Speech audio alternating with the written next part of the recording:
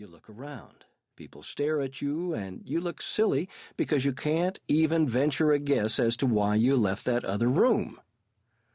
Of course, you go back to your room or office, you sit down, and are instantly back in your world. You remember exactly what you were going out for. But what got you sidetracked? Maybe someone's tie wasn't straight. Maybe you saw a paycheck on someone's desk or a magazine lying on the floor. Whatever it was, you didn't in any way anticipate it, and it took you from your trance to their trance. In hypnosis, it's called a confusion technique. My research shows that if you confuse people for just a moment and bring them into your trance, you can capture their minds.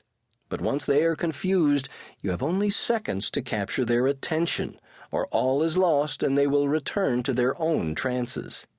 Remember Alice in Wonderland? Exactly. It seems like such a long time ago. Why?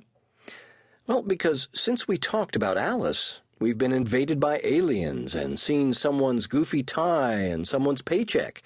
We've done a lot of traveling in our minds, walking from room to room, talking to kids. All that stuff gives the brain the illusion of time, making it seem long ago that we were talking about Alice. But it wasn't. It was only 5 minutes. It seems like hours. And conversely, sometimes in trances, hours seem like minutes. But I'll leave all of that for Joe Vitale. Buying Trances will help you understand how people think so you can help people buy from you. Those words from Kevin Hogan at www.kevinghogan.com. Eagan, Minnesota, September 2006. Author's strange introduction. Last night, friends came over for dinner. Victoria, a writer who publishes a local newspaper, asked what I was working on these days. I've got several books I'm writing or promoting at any one time, I replied. There's also my fitness program, my membership program, the nutritional supplement formulas I've invested in and am promoting, my travels, my clients, and lots more. What's the book you're writing currently, she asked. It's called Buying Trances, I answered. It's about a new psychology of sales and marketing. Her eyes lit up with interest. Her husband, sitting beside her, didn't say anything. Victoria, looking captivated, asked the obvious next question. What's a buying trance?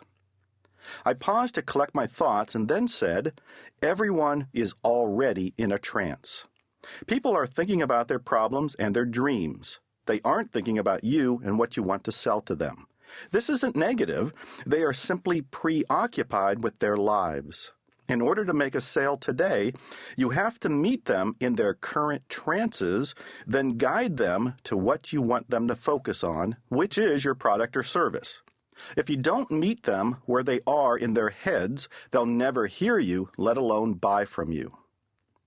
So you need to find out what's on their minds before you try to persuade them, Victoria offered.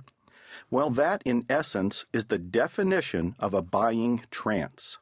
It's meeting people where they are before you take them where you want them to go. It's the difference between a sideshow barker yelling for people to step right up and buy his product and you treating them as friends you care about and want to help. The former is going for a quick sale. The latter is going for a profitable long-term relationship. This recording is about the latter. Now, stop and reflect on the unspoken elements of the preceding story. Victoria is a newspaper publisher. She is naturally interested in books and words. Her question came from her existing trance, and my answer spoke to that existing mental state. Had I not addressed her question, or had I instead talked about my nutritional supplement company, she might have lost interest, fogged out, and never heard a word I said. And note that her husband, sitting at the same table, didn't show much interest in the conversation. He was polite and looked attentive, but he was not involved. He's into bike riding, video production, and health. Had I talked about any of those subjects, he would have leaned forward and asked a lot of questions. But he wasn't in a buying trance. His wife was. Your reader's prospect.